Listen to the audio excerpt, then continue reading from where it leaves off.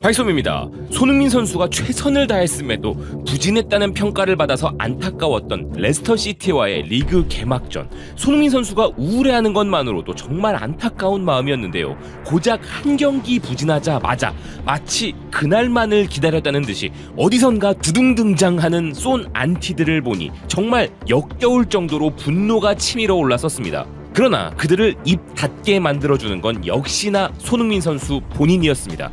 단순히 손흥민 선수의 안티팬들 뿐만 그런 평가를 했던 게 아니었죠. 토트넘 선수 출신의 해설가는 물론 궤도안한 타블로이드 수준의 매체들까지 진작 손을 팔았어야 했다, 오만했다라는 등의 미친 소리를 했었는데요. 자신의 커리어로 이미 실력을 증명한 선수의 고작 한 경기를 보고 나서 말입니다. 하지만 오늘은 그런 쓸데없는 잡음들을 모두 사라지게 한 손흥민 선수의 올 시즌 1, 2호 멀티골이 터진 아름다운 주말입니다.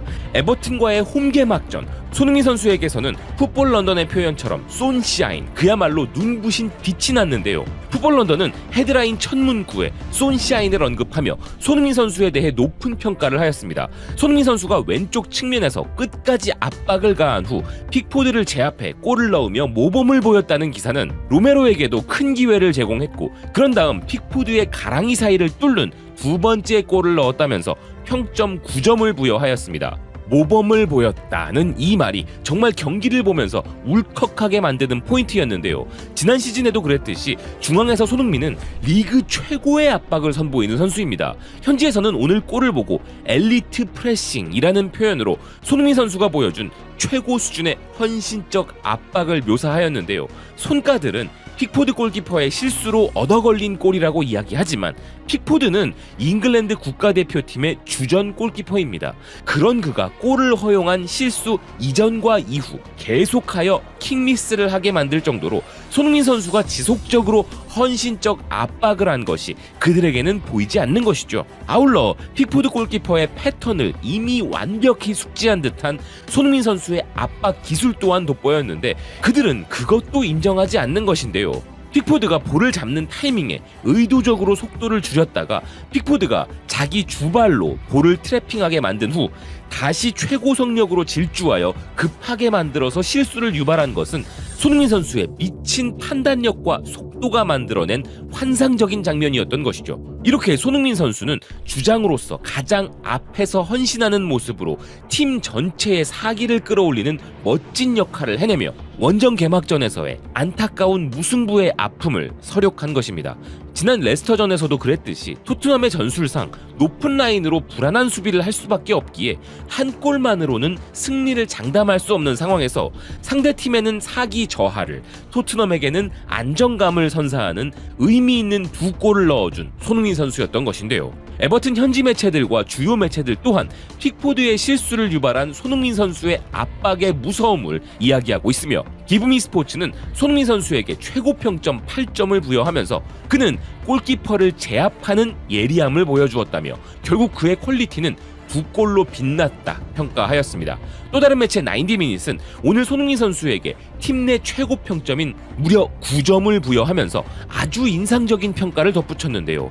중앙이든 측면이든 손흥민은 여전히 온갖 위치에서 골을 넣고 있으며 2020-21 시즌 이후 손흥민은 현재 모하메드 살라와 함께 100골 이상에 기여한 유일한 프리미어리그 선수라 극찬하고 있었습니다. 그리고 오늘 멀티골의 손흥민 선수이기에 다소 가려진 멋진 장면을 스퍼스웹이 놓치지 않고 주목해 주었는데요. 오늘 손흥민 선수에게 평점 7점을 부여한 이 매체는 전반전 멋진 골 이후에 후반전 좋은 자리에서 프리킥을 따내기 위한 뛰어난 볼 컨트롤을 보여주었다고 평가한 것입니다. 솔직히 이 장면에서도 또 프리킥을 메디슨이 차는 것이 영 마음에 들지 않았지만 말이죠. 그래도 오늘 경기에서 우리는 단순히 쏜 톱이 아닌 일명 센트럴 쏜의 엄청난 모습을 확인하였고, 이는 현지 매체 디애슬레틱도 주목한 부분이었습니다. 중앙이든 어디든지 간에 눈부신 활약을 한 것을 두고 이 매체는 손흥민이 아직 죽지 않았다는 평가로 한 경기에서 부진했던 것만으로 궤도안한 소리를 떠들었던 타 매체들의 평가를 반박해 주었는데요. 매체는 오늘 경기의 3가지 인상적인 부분으로 비수마의 활약과 새로운 이적생 오도베르의 즉각적인 임팩트, 그리고 센트럴 손, 바로 중앙에서 맹활약한 손흥민 선수를 선정하였습니다. 기사는 이 경기는 새로 영입된 솔랑케가 자신을 소개하는 자리가 될 예정이었지만 그는 발목 부상을 입었고, 이로 인해 포스테코글루 감독은 누구를 공격수로 내세울지 고민에 빠졌는데, 클루셉스키가 프리시즌에 이 자리에서 뛰어났지만 그는 클루셉스키의 공격형 미드필더나 오른쪽 윙어 자리를 더 선호하고, 히샬리송은 부상으로 경기 감각이 부족하기에 이런 상황은 결국 손흥민이 그 역할을 다시 시작한다는 것을 의미했다는 것인데요. 이어 오늘 손흥민은 항상 넓은 공간에서 뛰는 것이 최고이지만 필요할 때는 여전히 임시 9번이 될 수 있음을 보여주었고, 경기 시작 2분 만에 로메로에게 멋진 찬스를 제공했으며 계속 부지런히 움직였고 끊임없이 볼을 쫓아다녔다는 것입니다. 그리고 25분 제임스 타우코프스키의 백패스를 따라 픽포드 골키퍼를 압박한 후 빈 골대에 골을 넣었다는 매체는 두 번째 골은 훨씬 더 멋졌다고 이야기했는데요. 반더벤이 역습 상황에서 엄청난 질주 이후 완벽한 순간에 손흥민에게 볼을 넘겼고, 손흥민은 골대와 픽포드의 가랑이 사이로 골을 넣었다는 것입니다. 물론 훌륭한 반더벤의 패스였지만 손흥민 선수가 픽포드를 상대로 낮게 끊어차는 노련함으로 의도적으로 가랑이 사이를 노렸죠. 이건 정말 베테랑의 품격을 극찬받을 만한 장면이었던 것입니다. 손흥민 선수의 높은 수준의 결정력이 아니었다면 골이 힘들 수도 있었던 장면이었던 것인데요. 현지 토트넘 팬들 또한 오늘 손흥민 선수의 엄청난 경기력에 극찬에 극찬을 더하고 있었습니다. 정말 클래식한 소니의 마무리. 모두가 반더벤의 질주에 대해 이야기할 텐데 손흥민은 어떻게 거기서 골을 넣을 수 있었을까? 픽포드는 모든 것을 제대로 했지만 여전히 손을 막을 수 없었어. 그는 우리가 봐온 어느 발로든 최고의 마무리를 하는 사람이기 때문이지. 그리고 그는 우리 선수야. 오 캡틴, 나의 캡틴. 그리고 소는 반더벤과 같은 속도로 달리고 있었어. 소는 특별한 것을 평범하게 보이게 만드는 선수야. 치명적인 마무리, 픽포드를 완전 바보로 만들었어. 손흥민과 클루셉스키의 볼이 없을 때 움직임이 정말 마음에 들어.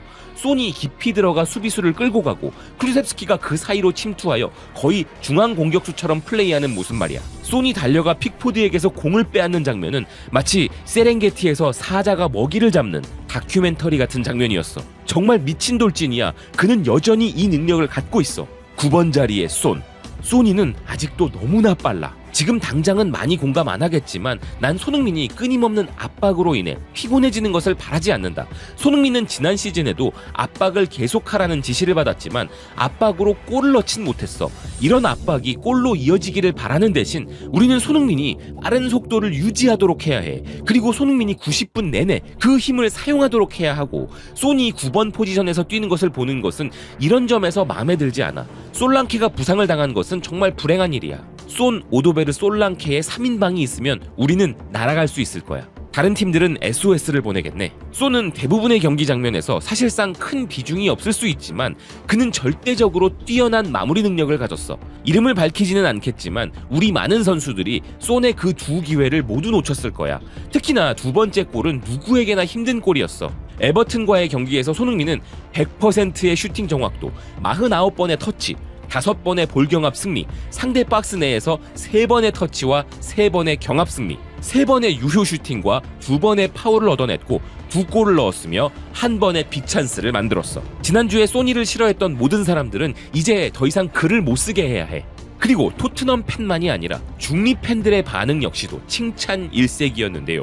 소는 그의 트레이드마크 같은 마무리를 했어. 정말 믿을 수 없어. 맞아, 그는 이걸 정말 쉽게 보이게 만들어. 난 정말 각도가 없어서 안 들어갈 줄 알았어. 소니는 자신이 여전히 빠르다는 것을 증명하고 있어. 소는 경기 내내 픽포드에게 압박을 가하고 있었어. 토트넘은 솔랑케가 부상당하니까 손을 최전방에 배치하고 훨씬 더 나아졌어. 아이러니하게도 작년에도 같은 일이 일어났었지. 저 손의 압박은 정말 멋지다. 상대가 올 시즌 출발이 저조한 에버튼이기에 딱 이 한 경기만으로 평가할 수는 없지만 와, 정말 오랜만에 통쾌한 경기였습니다. 손흥민 선수는 물론이고 토트넘 선수들도 정말 잘했고 훌륭한 모습을 보였는데요. 득점도 득점이지만 뛰어난 집중력으로 무려 홈에서 16경기 만에 무실점 경기를 했다는 것이 특히 특히나 고무적인 부분이었습니다. 아직까지 토트넘은 부족한 부분이 많은 팀입니다. 그래도 많이 개선된 경기력을 보인 것은 토트넘에게나 주장 손흥민 선수에게나 마음의 짐을 좀 덜 수 있는 계기가 되어서 정말 다행인데요. 손흥민 선수의 이번 시즌 1, 2호 골을 정말 축하합니다. 잠시 후에 이번 경기에 대한 좀 더 심층적인 분석으로 다시 찾아뵙겠습니다. 시청해주셔서 고맙습니다. 또 뵙겠습니다.